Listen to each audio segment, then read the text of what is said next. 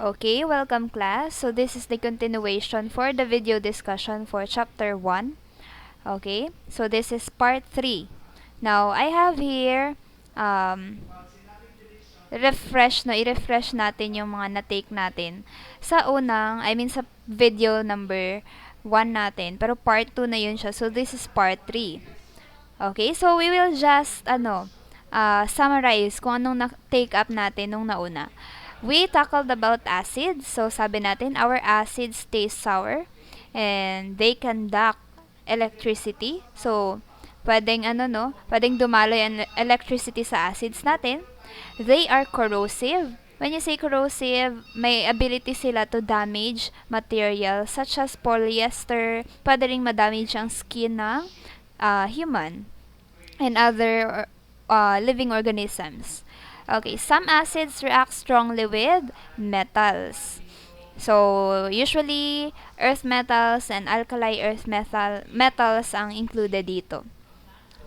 Okay, another one.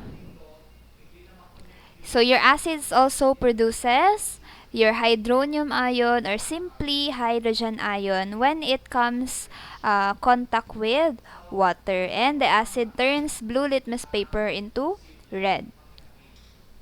So, ano lang ito siya? Refresh lang, no?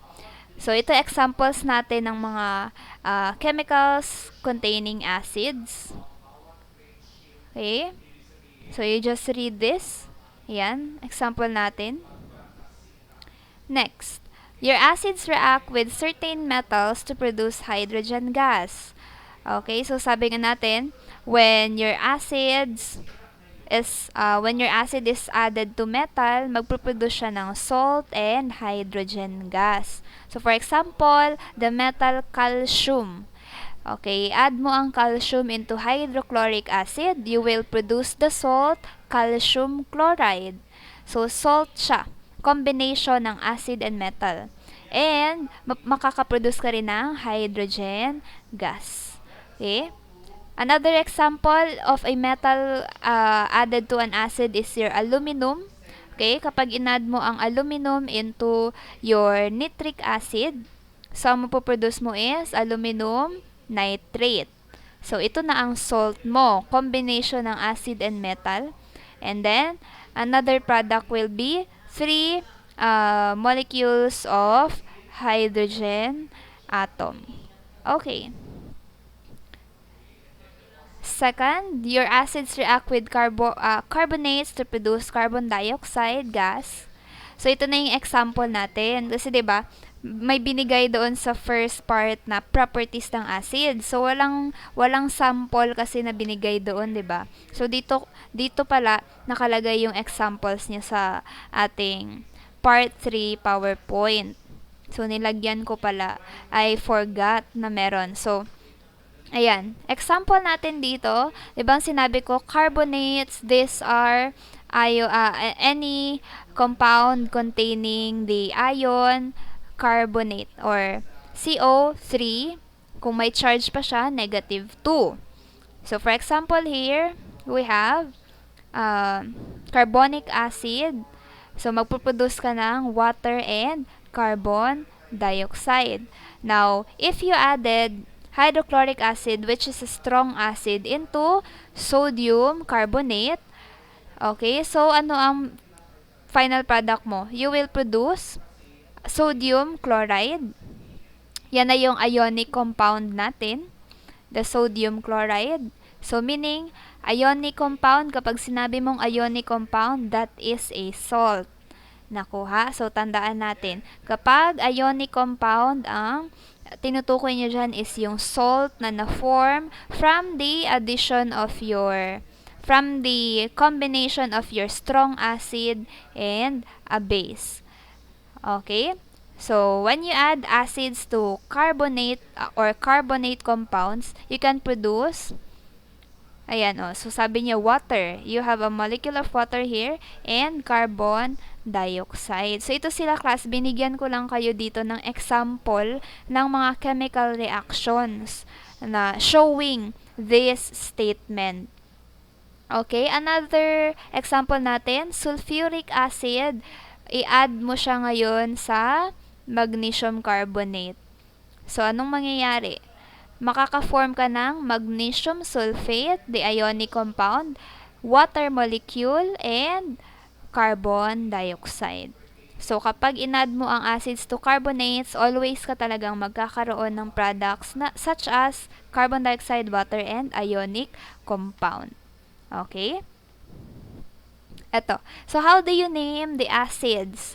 Acid nomenclature. So, always dapat tinitingnan mo kung ano yung stem niya na pangalan. For example, nag-end yung parent na name into IDE. Ide. So, ang magiging acid name niya is hydro plus yung stem. Dagdagan mo ng IC sa dulo and acid. For example, chloride. 'Di ba? Chloride. So, IDE. So, kapag ginawa mo siyang acid, anong magiging name niya? Hydrochloride. So, chloric acid. Uha? So, chloride, ang acid name niya, hydrochloric acid. Another one.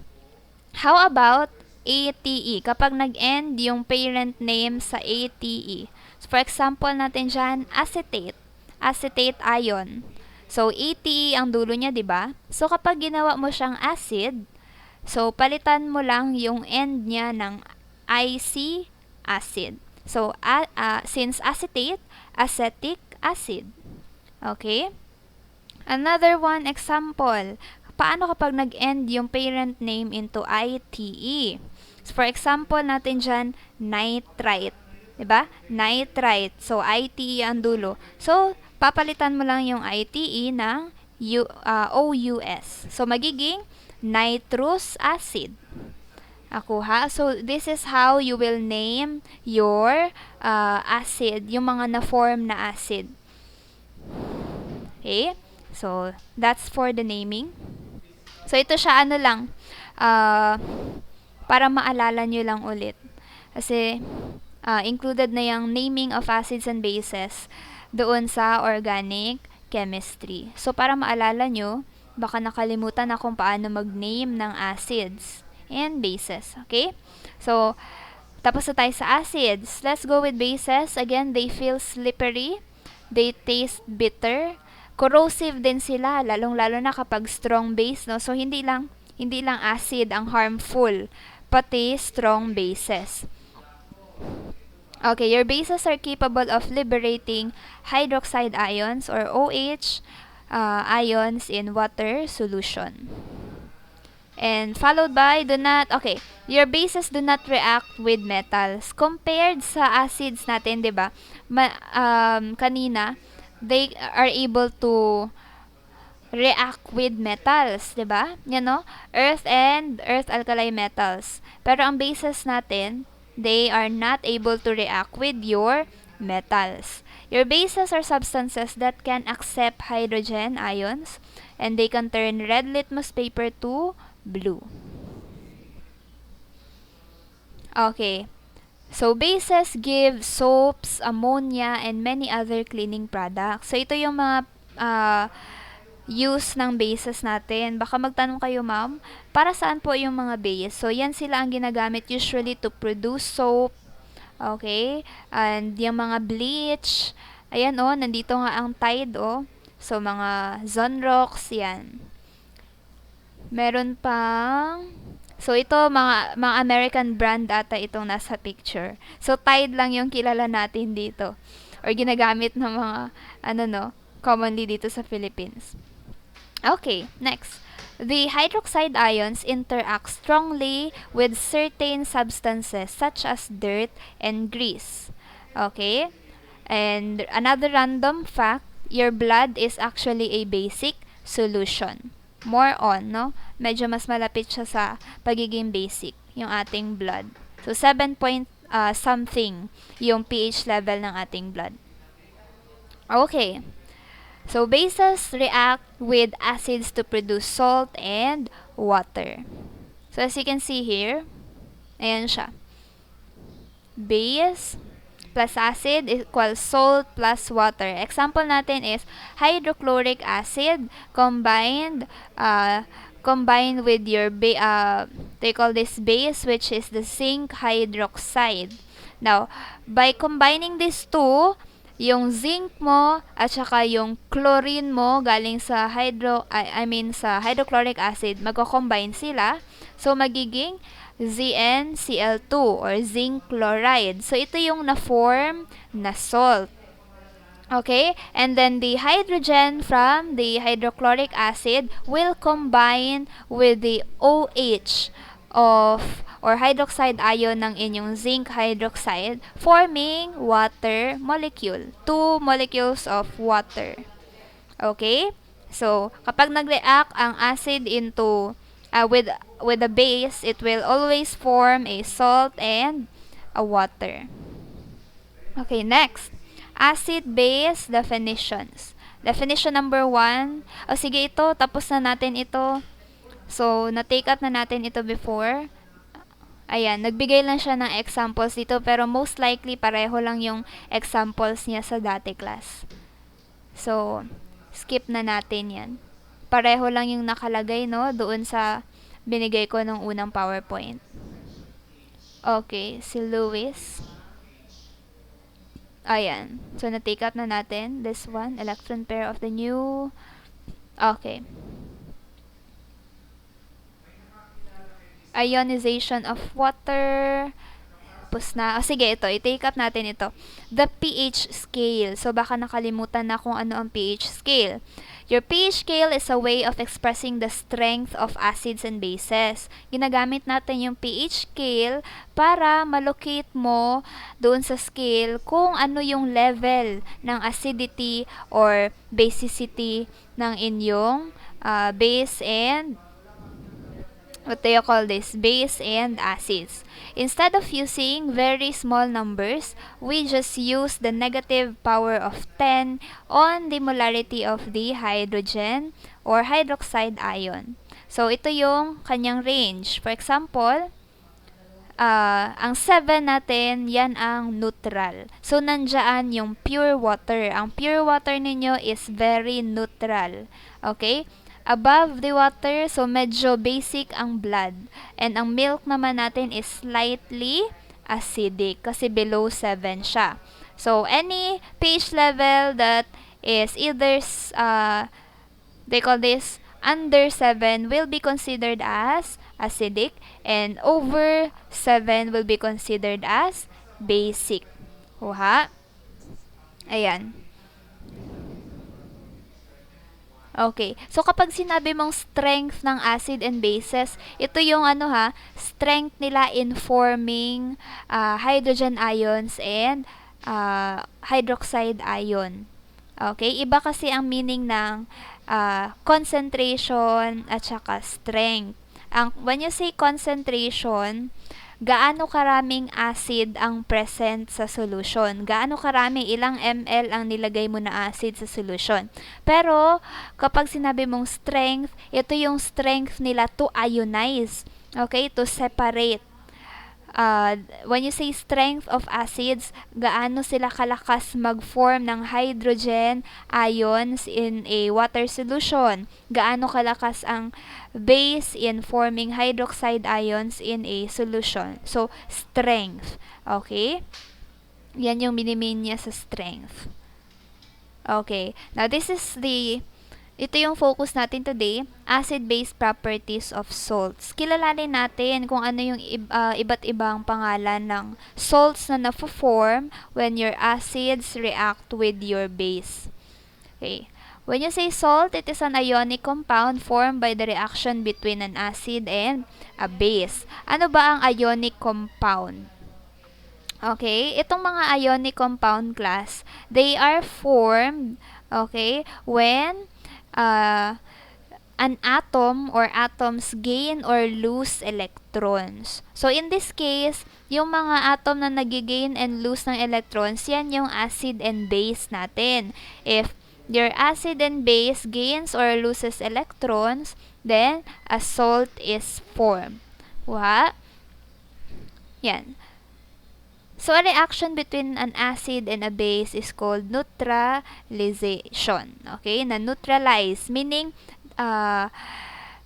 the acid neutralizes the basicity of the base and the base neutralizes the acidity of the acid. Okay? Sige, next. Because when you add acid to base, nanoneutralize mo yung pH level. Nagiging balance sila. Example natin for that is your hydrochloric acid. When you add that to sodium hydroxide. So, hydrochloric acid, strong acid siya. Sodium hydroxide, strong base din siya. So, pareho itong strong acid and base. When you add them, the products would be sodium chloride and water as shown in the chemical reaction. So, tingnan ninyo. Yung Cl, yung negative, they call this, the negative ion from your hydrochloric acid will combine to the positive ion in your base. So, positive attracts negative. Always ninyo tandaan yan. So, tingnan kung ang ion mo is negative or positive. Since negative ang chlorine, it will be attracted to the positive sodium, forming sodium chloride. So, ito na yung salt. Okay? So, napansin nyo, di ba sabi niya, ionic compound. Kasi nga, composed siya ng ions na nag-combine. So, ito ang salt natin. And then, yung natirang hydrogen dito sa hydrochloric acid will go to the hydroxide part of the base, forming water molecule. Okay? So, ito ang tinatawag natin na neutralization. In neutralization, you will always form a salt. Okay. Different types of salts. So, ito siya based on the combination of the kind of acid and base. So, depende sa strength ng acid and base na kinocombine mo, you will be able to form different types of salts. So, ano yung pinakauna? We have, number 1, neutral salts. Ito siya na-form siya galing sa combination ng isang strong acid and strong base. Pareho silang strong. So, ang napoproduce nila na salt is also neutral. Pareho lang, neutral. So, for example natin, ng mga neutral salts is your sodium chloride. Bakit? Saan ang galing ang sodium? Sa sodium hydroxide, which is a strong base. Saan ang galing ang chloride? Galing sa hydrochloric acid, which is also a strong acid. Potassium chloride naman. Ang potassium nanggaling siya sa KOH or potassium hydroxide. 'Di ba? Ang potassium hydroxide natin is also a strong base. Chloride naman galing sa hydrochloric acid, so strong acid. So strong, you will form KCl salt, which is neutral. And lastly, potassium hydroxide combined with nitric acid. So nitric acid, strong acid din siya. So you will form potassium nitrate. Okay, so lahat ito silang tatlo is in neutral. They are considered as neutral salts. When the salt dissolves in water, it dissociates completely and the solution is neutral. Consider the chemical. Sodium nitrate. So, pag nilagay mo siya, ito, salt ito class ha. Salt na ito siya, nanggaling ang sodium sa sodium hydroxide and nanggaling itong nitrate sa nitric acid. So, kapag nilagay mo yung neutral salt sa water, anong mapoproduce niya?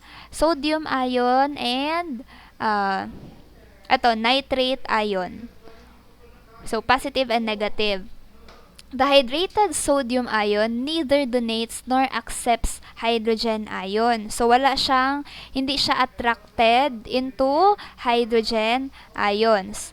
The nitrate ion naman is the conjugate base of the strong acid, nitric acid. Correct? Kasi nanggaling siya sa acid na nitric acid. So, siya ang conjugate base. Okay? So, therefore, it has no affinity. Hindi rin siya, when you say affinity, attraction ha, it has no affinity to hydrogen ions din.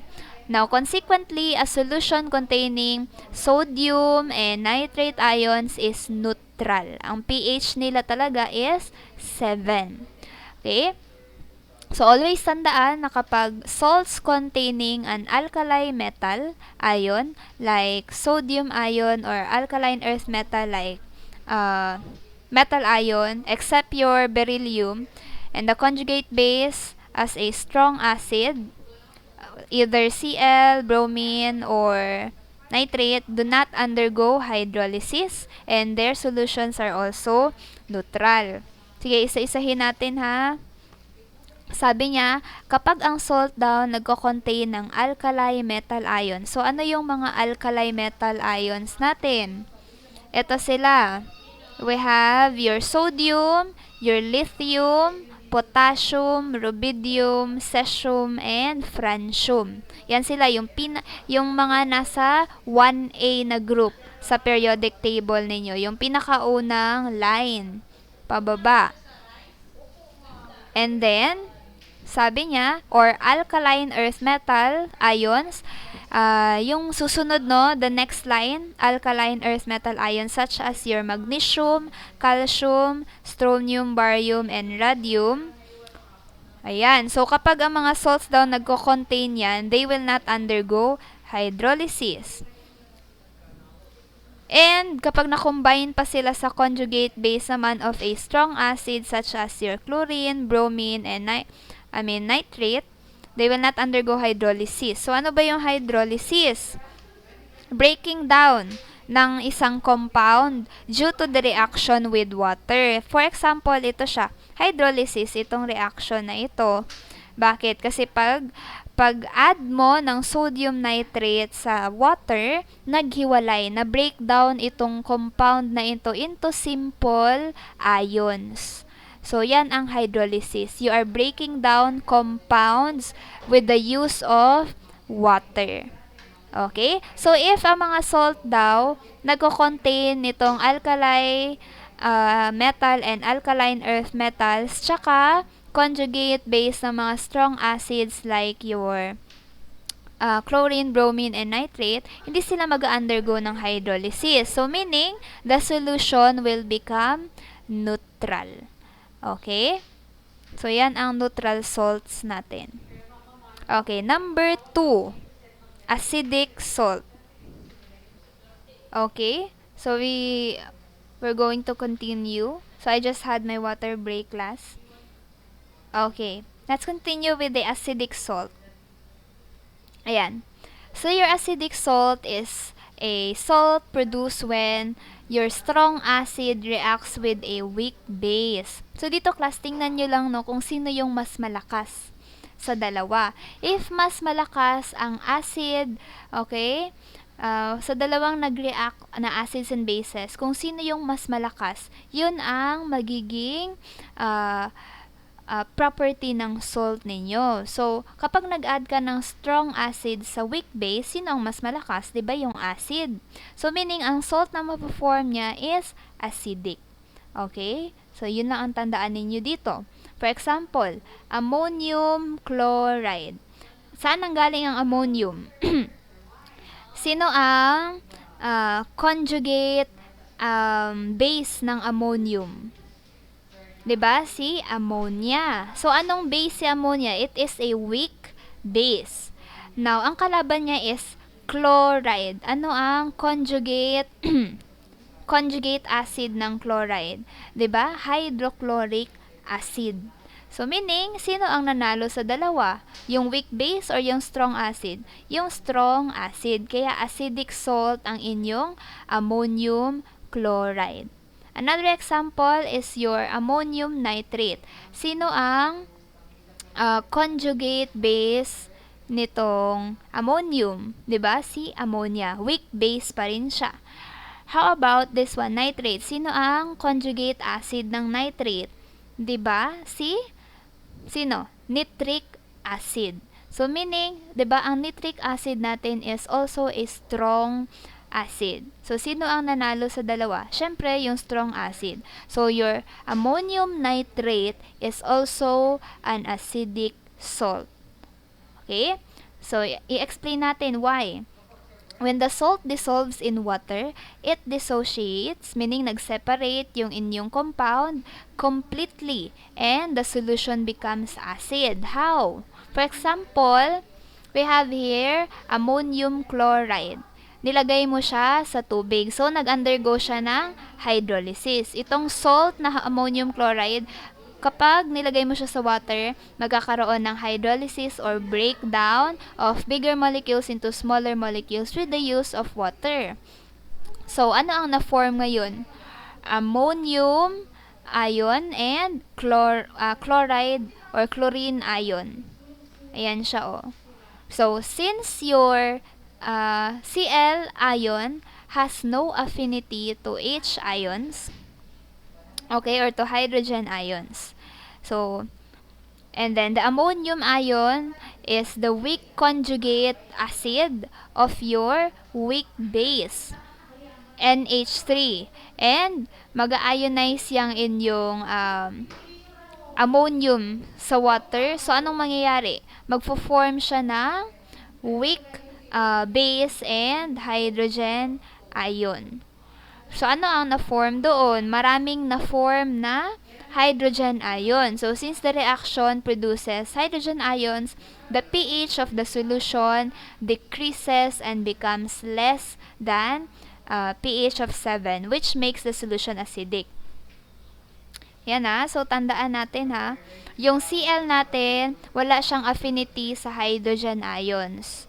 However, yung ammonium niya doon, itong product na ammonium, since weak conjugate acid siya ng weak base na ammonia, mag-ionize siya into water, forming more hydrogen ions. So, sabi ko nga, 'di ba, the more na mas mataas ang concentration ng hydrogen ions na mafo-form, the more din na magiging acidic ang inyong solusyon. So, kapag naging acidic ang solusyon, bababa ang pH level niya. The pH level will become lower than 7.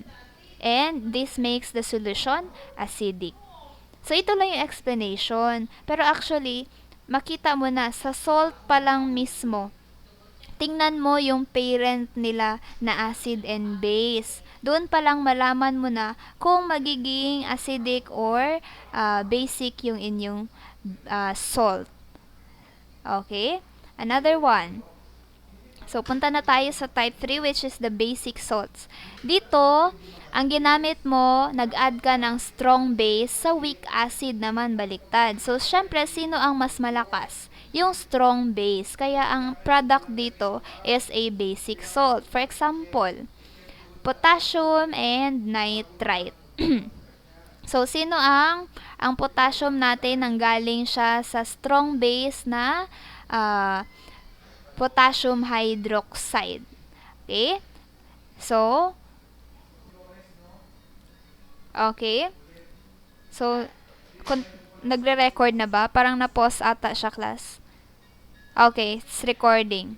Continue. So, ito, sa example natin na potassium nitrite, ang potassium ninyo, yan yung, it is the conjugate base of your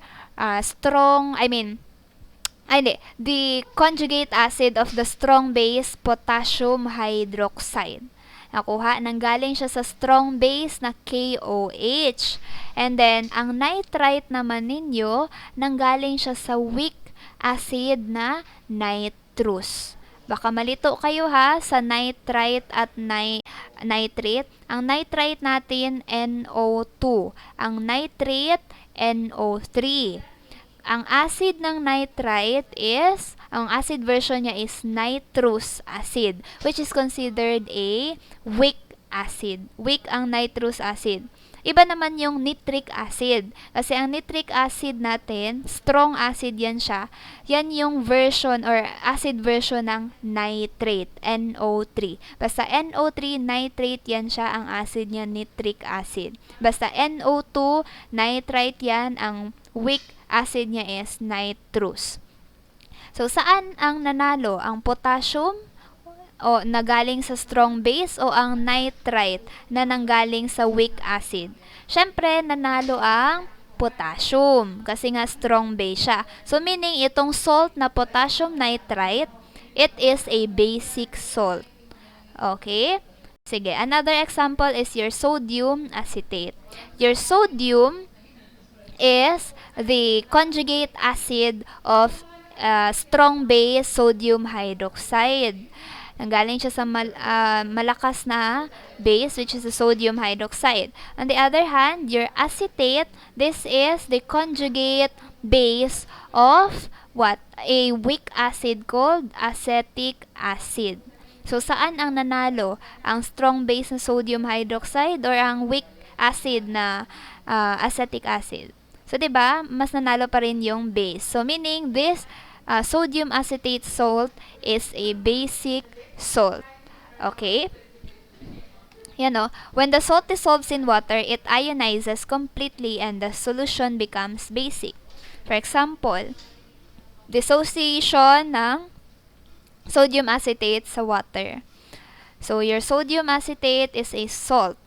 Okay, basic salt siya. So, kapag nilagay mo siya sa tubig, maghihiwalay ang Na to the acetate ion. Now, the hydrated sodium ion has no acidic or basic property. So, hindi niya maapektuhan yung acidity or basicity ng solution.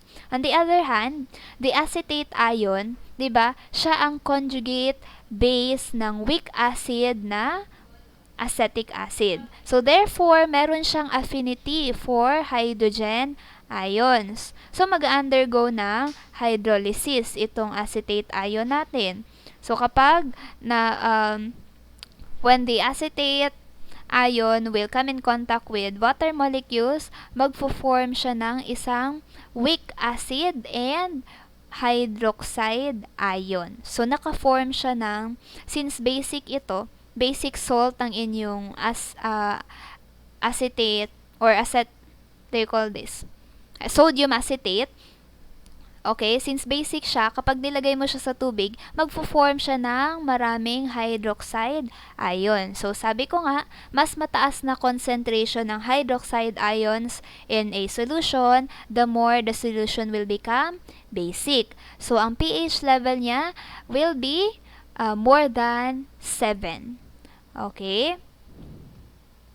So, ito yung mga example natin, class. Examples for different types of salt. So, sa acidic salt, ang example niya dito is sodium chloride. So, nanggaling ang, ammonium chloride. Nanggaling ang ammonium sa weak base na ammonium hydroxide, and nanggaling naman ang chloride sa strong acid na hydrochloric acid. So, saan ang mas malakas? Ang strong acid. Kaya, itong ammonium chloride considered as acidic salt.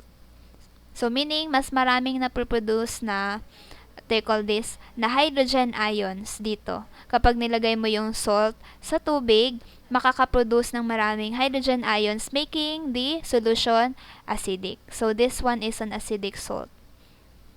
Punta naman tayo sa basic. Ang example niya ng basic salt is sodium acetate. So, ang sodium nanggaling siya sa malakas na base, which is sodium hydroxide.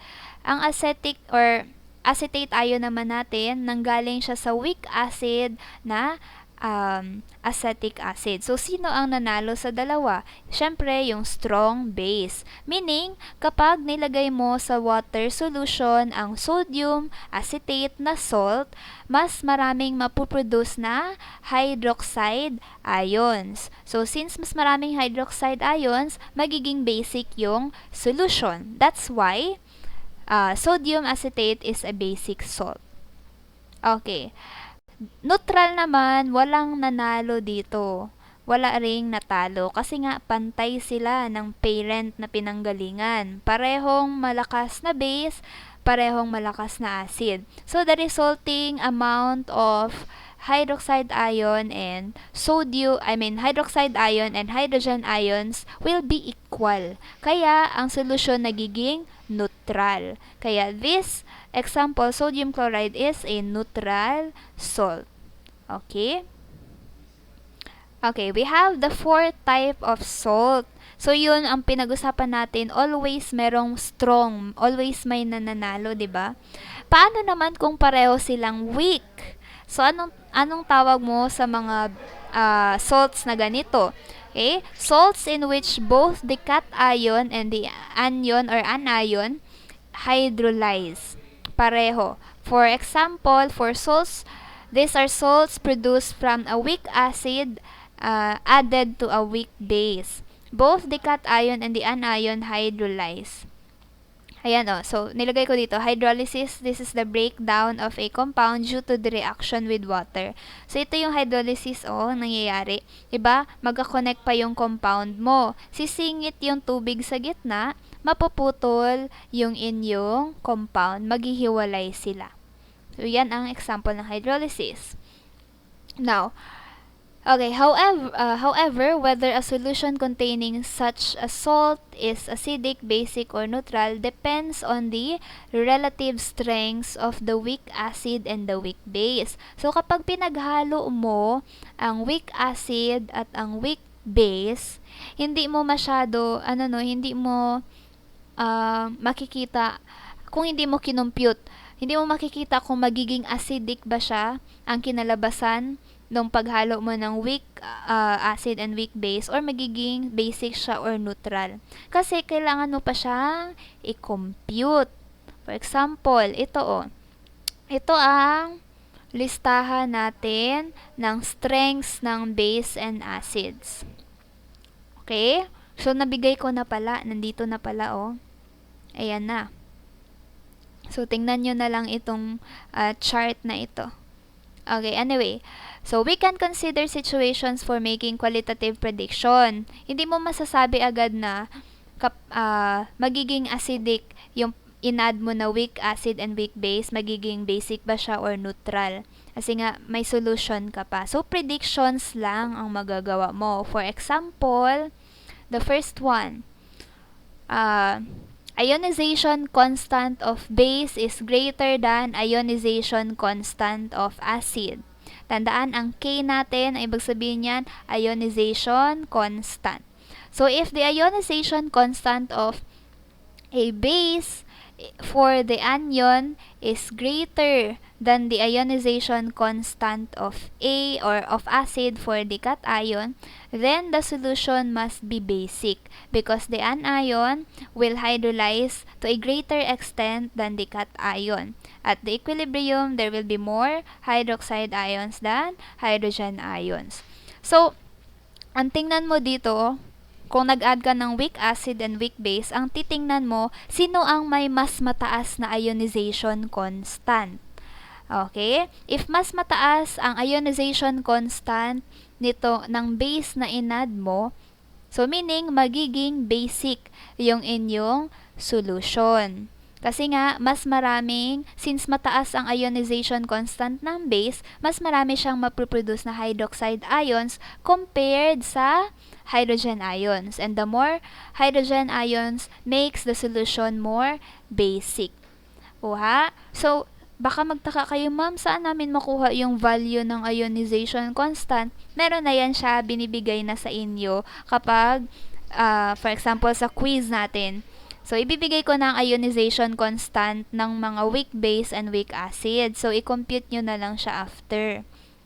Okay, pero kung i-predict lang naman, sinabi lang na mag-add ka ng acetic acid sa ammonia. Pareho silang weak base and weak acid. So, paano mo malaman yun? Tingnan mo lang ang value nila sa ionization constant. For example, 1.8 times 10 to the power of negative 5, tapos 1.8. So, i-compare mo saan ang may mas mataas na ionization constant. If mas mataas yung ionization constant ng base, magiging basic. Okay? Basic yung salt. Okay? Another one. The ionization constant of base is lesser than the ionization constant of acid. If the ionization constant of your anion, meaning negatively charged, is smaller than the ionization constant of the cation, ion, yung positively charged doon sa salt mo, the solution will be acidic because the cation hydrolysis will be more extensive than the anion hydrolysis. So meaning, kapag mas mataas ang ionization constant ng inyong acid, mas maraming hydrogen ions ang mapuproduce. So meaning, more hydrogen ions, more acidic ang solution. So acidic yung salt na yon. Another one, ionization constant of acid is equal to the ionization constant of the base. So, if yung ionization constant ng weak acid mo is approximately equal, pareho sila ng value ng ionization constant ng base mo, then meaning the solution will be nearly neutral. So, neutral yung salt na yon. If ang value nila pareho, for example, 1.8 times 10 to the power of negative 5, pareho sila ng ionization constant. So, more or less, magiging neutral yung inyong salt. Uha. So, ito siya prediction chart for predicting whether your salt is acidic, basic, or neutral if they are composed of both weak acid and weak base.